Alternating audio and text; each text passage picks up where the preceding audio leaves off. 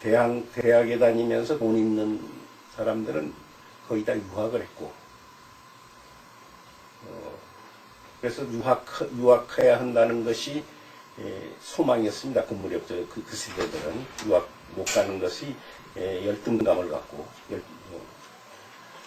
그래서 저는 집이 가난해서 유학할 생각도 못하고 있고, 그러다가 제가 신문사 무슨 일로 외국에 처음 나갔어요. 그 무렵에 아까 지금 제가 유학 얘기했지만은 전부 열등감 갖지 않는 그 젊은 세대가 없었습니다. 전쟁에 피폐했지요, 가난하지요, 희망 없지요, 돈 있는 사람 날뛰죠, 부패 싹트죠. 그래서 우리나라에 대해서 열등감을 갖지 않는 사람이 없었습니다. 근데 외국에 가서 제가 처음 간 것이 다행히 월남, 태국, 인도, 캄보디아 이런 저개발 국가였습니다. 가서 저는 놀랐어요. 아니 이렇게 못 사는 나라도 있고, 이렇게 저개발이고 지식도 없고 교육도 형편없고 이렇게 형편없는 나라도 있구나 할 때 굉장히 느낀 것이 컸습니다. 아, 우리나라가 그렇게 나쁜 나라가 아니구나. 특히 태국에서 처음입니다. 그래서 아마 전세 비행기 그때 우리 비행기가 국제라인에 뜨지 않을 때인데 무슨 전세기인가 태국에서 태극 깃발 단 그 비행기를 우연히 봤어요. 봤을 때 눈물이 흐르는데 걷잡을 수 없었어요. 근데 내가 무슨 너무 애국자도 아닌데 태극기를 보니까 그렇게 눈물이 나더라고요. 그래서 이제까지 내가 잘못 생각했구나. 우리나라가 그렇게 형편없는 나라도 아니구나. 그래서 그때 그런 생각을 갖고 이제 돌아왔을 때인데, 사실 그때 제가 유학을 포기했습니다. 유학을 가려고 생각하고 있었던 것을 유학을 포기를 했어요. 그러던 때에, 그때가 마침, 우리나라 개화에서 한 100년쯤 되는 해로서, 신문사 그 사주들이 개화 시대의 문물을 한번 되살려보자. 그래서 그때 개화기에 살았던 명사들, 그러니까 소설가인 박종화, 시인인 이은상, 그다음에 그 함석헌, 또 그 이서구, 유봉영, 개화기에 살았던 그 노대가들한테 개화기 때 문물을 글을 씌우자. 큰 연재물로. 기억을 했습니다. 그러면 그 노인들이니까 그 글을 심부름할 사람을 이제 정했는데, 이제 그때 그 심부름할 사람으로서 선우희 씨, 조덕선 씨, 그다음에 나 이런 식으로 이제 한 사람씩 담당을 해서 글을 받아오기로 그렇게 했었는데, 막상 이제 광고를 막 냈습니다. 굉장히 광고를 개화기 때 문물 큰 연재를 한다고 신문에 사고를 여러 차례 냈어요. 이 양반들도 쓴다고 했기 때문에 그 사고가 나갔는데, 실제 쓰려고 보니까 못 쓰겠다 이거. 사실 글이라는 것은 자기 기억이나 체험 가지고 못 씁니다. 자료나 뒤져보거나 그런 기초 자료 없이는 쓸 수 없다는 그 사람들이 그때야 실감한 거예요. 그래서 못 쓰겠다 이게. 한 편도 못 쓰겠다네. 그럼 어느 한 사람만 못 쓴 게 아니라 전부 못 쓰겠다. 전부 못 쓰겠다는 거. 이 신문에서는 사고 낸다는 것은 독자하고 약속인데, 약속한다고 딱 해놓고 안 할 수는 없지 않냐. 이 사장이 날 부르더니, 그러면 잘못해도 좋으니까, 독자하고 약속이니까 한 7, 8번만 네가 어떻게 써서 사고 좀 떼운 좀 해달라. 그때 저는 아무것도 제가 뭐 옛날에 살았는 것도 아니고, 무슨 사학자 역사 공부한 것도 아니고 민속 공부한 것도 아니고 아무것도 한문 공부한 것도 아니고 평범한 기자인데 그걸 시작했습니다. 그걸 하려면 자연히 헌책방을 주셔야 됩니다. 관운동 헌책방 가서 그 개화기 때 그 문물 그런 걸 전부 뒤지고 찾고 해서 쓰기 시작을 했는데 4번 쓰니까 인기가 상승을 해서 경장했어요. 그때 4번 쓰니까. 왜냐하면 그때는 전부 서구적인 것이고 우리 한국적인 것에 대해서 전혀 알지도 모르려니와 관심도 없었던 때에 그 그 제목이 개화백경입니다. 그 연자물. 대화시대 때 여러 풍물을 재미있는 쪽으로 이렇게 쓰다 보니까 독자들이 이제 많이 있기 시작한다. 연자물이라는 건 너댓 번 나가보면 압니다. 그러니까 이제 사장이 안 된다. 계속해라. 돈 대줄 테니까 자료 사라. 외국 갈 필요 있으면 외국 가거라. 이러면서 자료를 대주기 시작해가지고 그것을 시작해가지고 2년 동안 계속을 했습니다. 그것이 이제 개화백경 지금 2권 책으로 나와 있었습니다만은 그것을 하면서 한국적인 것이 너무나 학문이나 모든 측면에서 소외당하고 있다. 서양적인 것, 서구적인 것만이 우리나라를 전부 지배하는 것 같고 특히 젊은 사람일수록 한국적인 것에 대해서 이렇게 무식한 민족이 없다. 이게. 자기 나라 것인데 자기 나라 것을 아무것도 모르는 이런 젊은 세대가 앞으로 이 나라를 위해서 무엇이 되겠느냐. 그래서 한국학쪽. 그러니까 한국학이라는 것은 한국의 문화, 역사, 의식, 한국에 관계된 모든 학문입니다. 학문이라는 것은 모든 어떤 분야에서도 학문이 형성이 되는 건데 지금 형성된 학문은 전부 외국 것을 바탕으로 한 거지 한국 것을 바탕으로 한 건 거의 없다시피. 세상에 이런 나라에서 무슨 놈의 앞날이 있고 바탕이 있고 발전이 있고 하냐.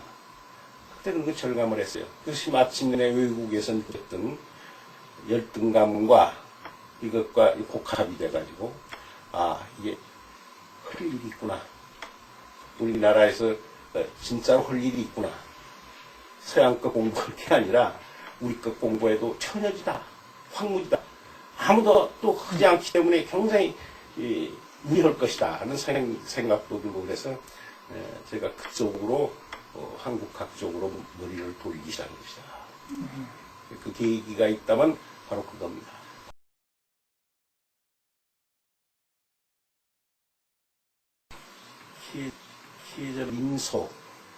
민속에 대해서 너무 묻혀 있는 것이 많다는 것을 알았습니다. 특히 제 고향은 전라도 장수라고 해서 아주 산골짜기입니다. 산골짜기라는 거라기보다도 그동안에 역사가 생긴 일에 모든 것이 이제 그 문명 개화되어 왔는데 저희가 태어난 그 고향 그 마을에서는 가장 그 개화가 뒤늦은 저희가 태어났을 때는 아마 수천 년 우리 조상들이 살아온 그 문화가 그대로 잠존된 것이 굉장히 많았던 그런 환경에서 제가 자랐습니다. 그래서 저는 참 그걸 다른 사람들은 열등감으로 생각할지 몰라도 굉장히 자랑스럽게 생각합니다. 왜냐하면 제 나이로 나많은 나이로서 그 많은 우리 전통적인 문화를 그대로 향유하고 살았던 사람은 극소수일 것이다. 나보다도 나이 많거나 내 또래더라도 그 사람들은 약간 그 회화된 문명화된 사회에서 살았지 나처럼 원시적인 사회에서 사는 사람은 드물 것이다. 그래서 그런 시대의 자원이 어떻게 보면 이제 정신적인 자원이 됐습니다.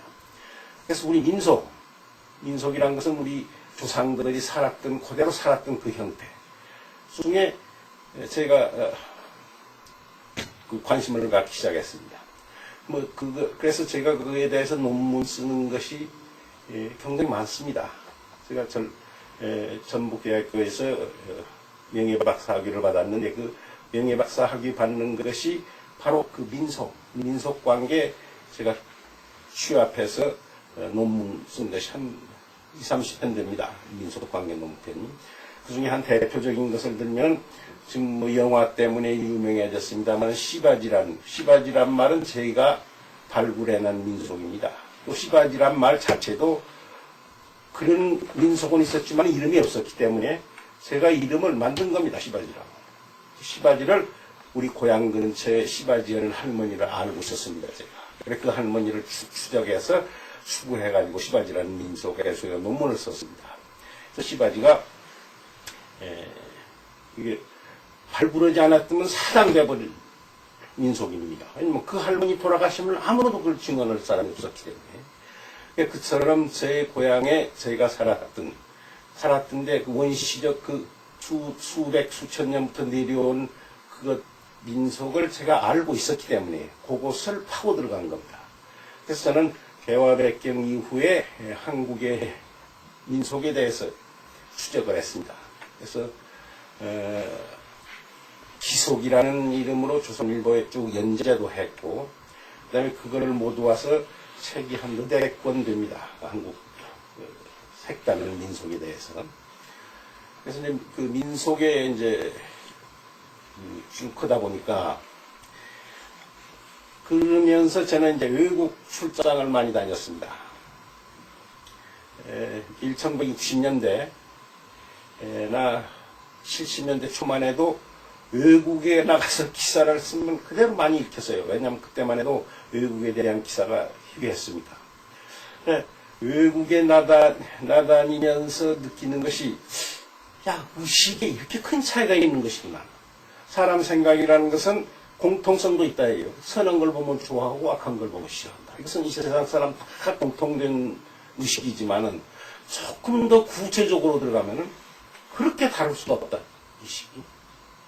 의식뿐만 아니라 문화가 차이가 그렇게 크다는 것을 아주 절감을 했습니다. 이를테면 제가 히말라야 등반 취재기자로 따라갔습니다만, 네팔 사람들은 예스를 고개를 옆으로 흔듭니다. 한국이 노로를 해요.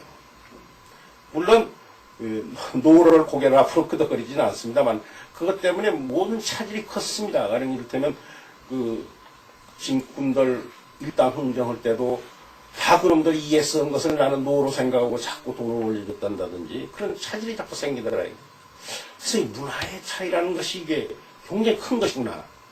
앞으로 세상이 좁아지고 국제화되려면 요 문화의 차이, 의식주의 차이, 의식의 차이 중요구나 싶어서 제가 외국 돌아다닐 때 느끼는 체험, 많은 체험에다가 이제 관계 자료 이렇게 수집해가지고 한국 사람의 의식 구조가 딴 나라 사람과 비교해서 어떻게 다르다. 이것을 제가 신문에 연재하기 시작했습니다. 이것이 한국인의 의식 구조입니다. 이를테면 한국인의 의식 구조는 도입을 아주 모든 사람들이 그냥 실감할 수 있는 데서 시작을 합니다. 이를테면 술집에 가서 술을 마실 때 안주가 나옵니다. 안주가 나오면 생률이 나옵니다. 그전에는 생률이 안주로 많이 나왔습니다만 생률을 먹고 다 집어먹고 하나 남았을 때 아무도 안 먹습니다. 수육을 먹을 때도 다 잘 먹다가 하나는 남아요. 끝까지 안 먹습니다. 이와 같은 것은 바로 외국에서는 있을 수 없는 한국인의 특유한 의식 구조가 작용한 것이 아니냐. 이런 데서부터 발달을 합니다. 왜 안 먹냐? 이것은 의식의 배경 없이는 그 해석이 안 됩니다.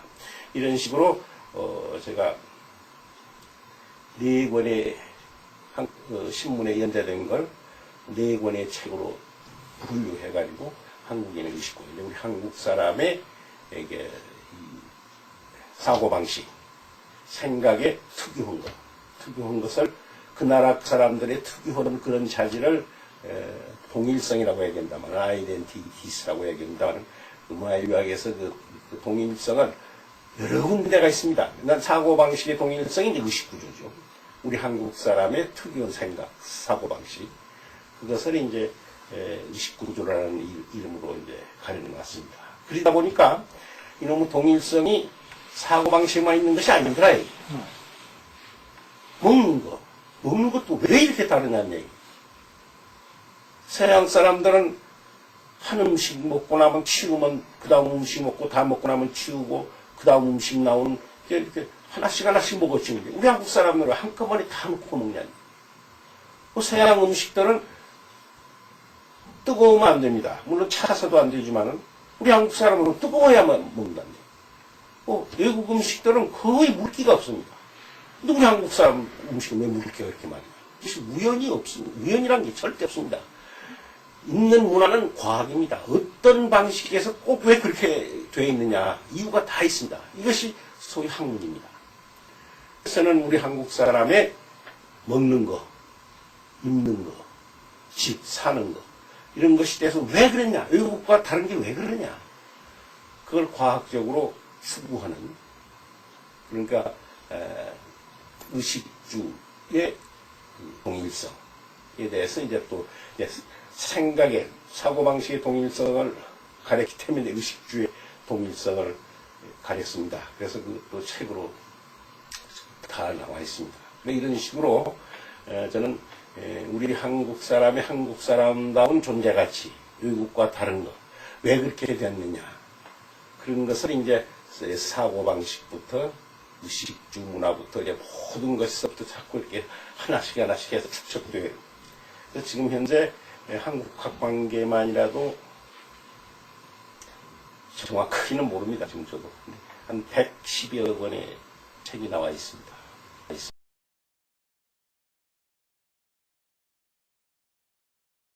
이 하는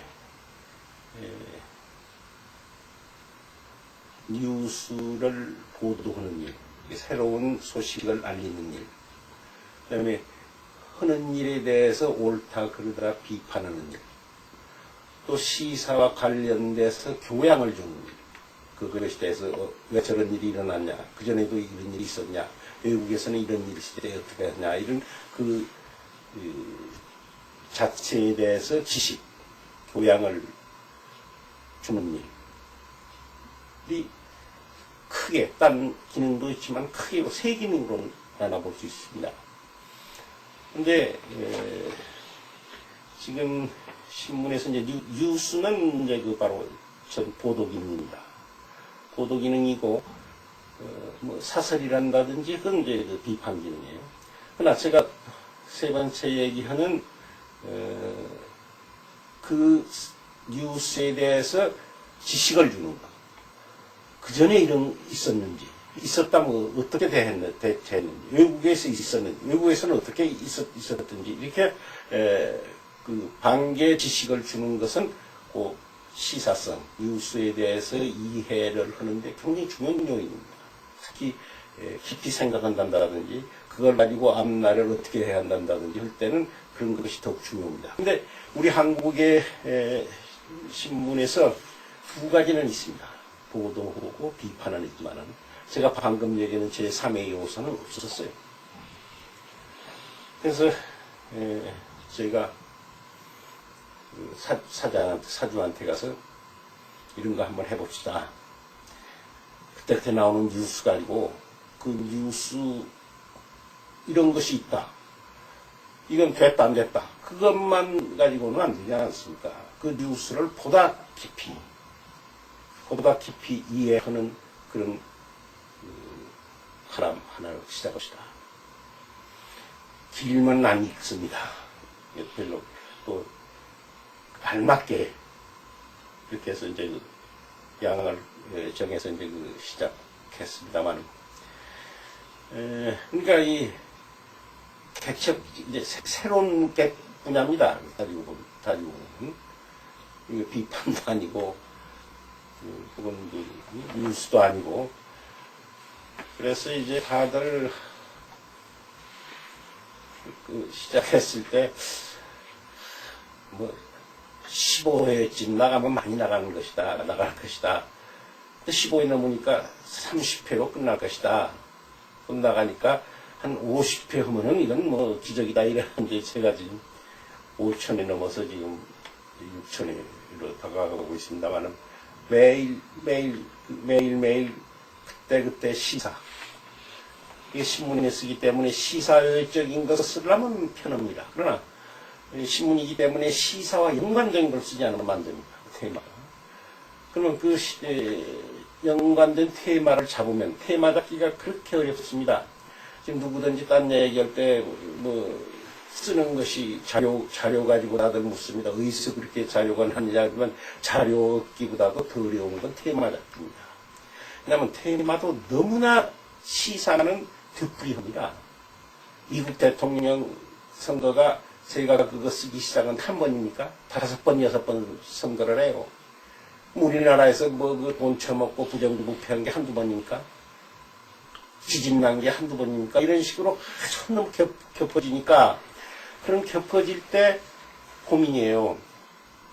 시사는 그건데, 관심은 그건데, 이건 그전에도 일어났었는데, 그래서 그 자료 모으기라는 게 참 고민이고, 그래서 테마 잡기가 참 힘들다. 사실 어떤 경우는 하루에 굉장히 많은 테마를 잡을 수 있어요.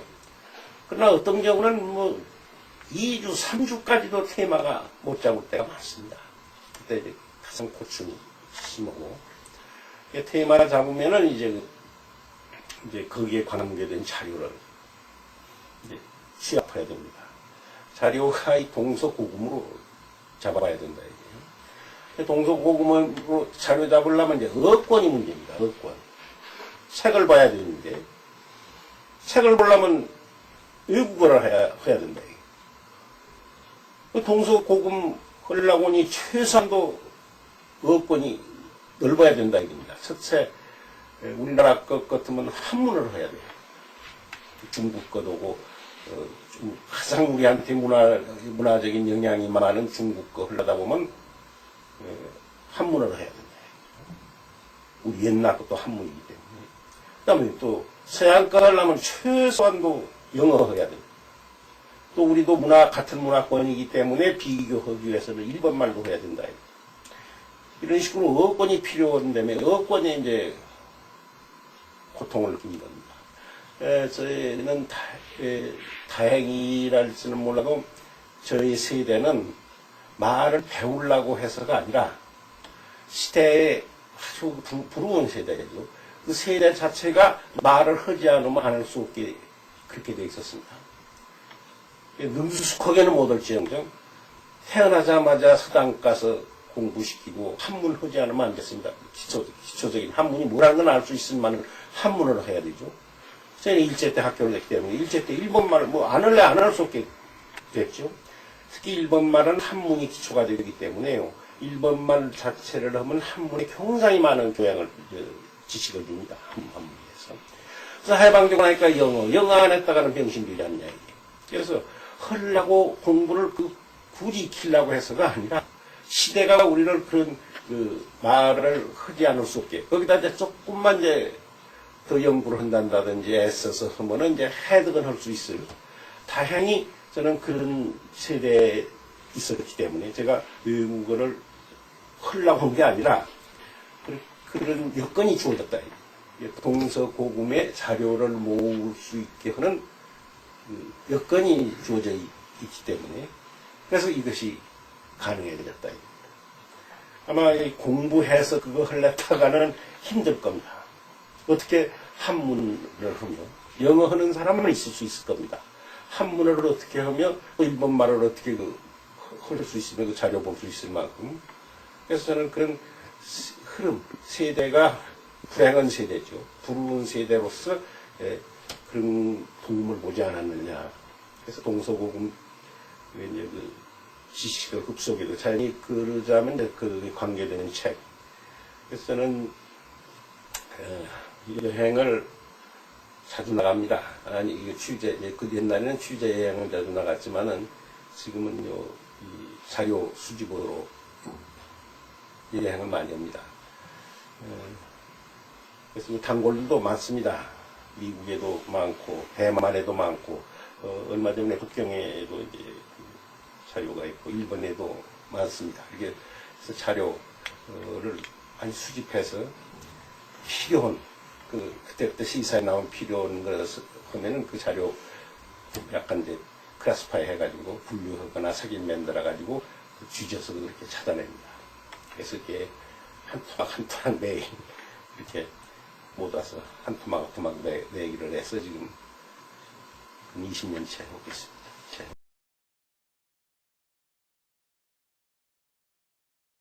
한국인의 의식구조에 이나 개론을 지금 쓰려고 자료를 모집하고 있습니다. 이것은 저는 그래요. 어느 대학이나 대학에서 한국학 개론을 가르쳐야 된다. 왜 다른 나라 문화는 다 가르치면서 한국 사람이면서 한국에서 왜 한국학은 한국에 안 가르치냐. 한국학이라면 다들 이상이 생각하는데 역사 민속으로만 생각하는데 천만에 그렇지 않습니다. 지금 우리 모든 주변의 모든 건 전부 학문적으로 해석하는 거다 이게요. 왜 서양집은 벽돌담인데 우리 한국집은 흙집이냐. 미개해서나 돈이 없어서가 그렇지 않습니다. 이런 기후 형태에서 가장 알맞는 건축자재가 흙입니다.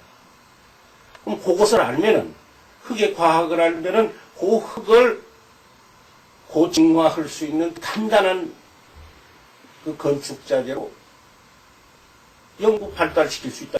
그것이 학문인데 한국에 대해서는 아무것도 없습니다. 미개한 걸로 생각하고 있다. 얘기예요.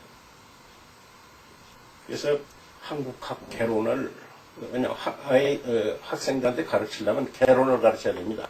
왜 이 학문이 필요하며 어떻게 어떤 방법으로 학문을 전개해야 되며 왜 그런가 이것이 어떤 효력을 갖는 것이며 그런 개론을 가르쳐야 됩니다. 그런데 개론이 돼 있지 않습니다. 그래서 저는 한국학 개론, 우리 한국 사람의 문화, 정신이나 문화나 그 기본된 학문의 개론을 지금 쓰려고 좀 준비를 하고 있습니다. 그래서 대학에서 가르쳐야 된다고 봅니다. 저는. 근데 대학에서는요. 그런 이제 그 관계자들도 전부 필요성을 절실히 느끼면서 그 전에 안 했던 거 어떻게 하냐. 우리 한국 사람들이 굉장히 그런 측면에서 보수적이지 않습니까? 안 했던 것을 하기도 그렇고 또 어렵습니다. 그 새로운 거 하나 채택을 하면은 교수 선택을 힘들고. 그러나 어느 대학에서 시작을 해서 그 교수 자원을 형성해서 전국으로 그치나 언론 신문학이 언제부터 있었습니까? 그렇지 않습니까? 생기면 다 그렇게 됩니다. 그런데 그 용기들을 못 내요. 그래서 우리 한국은 솔직히 해서 학문은 전부 4대 학문입니다. 지금 아무도 반론 제기 못합니다. 어제 대학에서 전부 외국 것만 가르치는 얘기예요. 외국에서 형성된 그 학문만 가르치지 우리 한국적인 것을 상대로 온 학문은 전혀 없는 건 아니지만 거의 없습니다. 거의 명예 그다지 물에서 태어나서 또 그렇다고 부자로 태어난 것도 아니고 아주 상밑바닥 가난하게 사는 소작농 그런 데서 태어나서 자라서 또 그러니까 자연 혜택도 못 받았고 성장하는데 혜택도 못 받았고 그저 내가 벌어서 내가 공부하고 그리고 이렇게 이제 인생을 살다 보니까 이제 70 가까이 했습니다만 다행히 그 혼란 시기 평생 혼란 시기입니다. 태어나서부터 혼란 시기예요. 그래서 저희 세대, 다들 저희 세대 전후에서는 참 불행한 세대라고 얘기하지만은 세상에 이렇게 모든 것이 제대로 된 것이 아무것도 없습니다. 연속성이 없어요. 사상의 갈등, 그 다음에 무슨 의세의 갈등, 실질적으로 권력부터 문화부터 사고부터 그냥 순 갈등 속으로만 살아왔어요. 그러니까 뼈대가 없는 겁니다. 사실 그런 것 조금 생각을 않고 자랐으면 아무 뼈대가 없는 거예요. 흐르르 그런 인간입니다. 근데 저는 어떻게 다행히 앞서 얘기한 것처럼 한국적인 거, 우리나라 것에 대해서 그 빼대를 잡아서 거기에 가가지고 내가 이제까지 일해왔다는 것을 참 다행으로 생각을 하고, 다만 저는 그렇게 생각했습니다. 우리나라가 조금 잘 살게 되면서부터 사상의 지도자, 사상의 우리나라를 정신적으로 지도할 어떤 무슨 카리스마라도 좋습니다. 어떤 큰 인물이 나타나거나 무슨 그런 정신적인 그룹이 생겨가지고 우리나라를 제가 얘기한 것처럼 외세에서 벗어나고 외래 사상이나 외래 사대 사상에서 벗어나서 우리 것 해가지고 외국 것은 우리 걸 발전하기 위해서 받아들이는 거지. 묵혀 들어가서는 안 됩니다. 외국 것을 먹어야죠. 그렇게 해서 형성될 것으로 생각했는데 제가 보기에는 지금까지 형성되지 않았고 앞으로 더 지금 저는 비참하게 생각합니다. 그런 측면에서는 비극적으로 생각합니다. 그렇다면 큰 정신적인 지도자가 나타나지 않았다는 것이죠.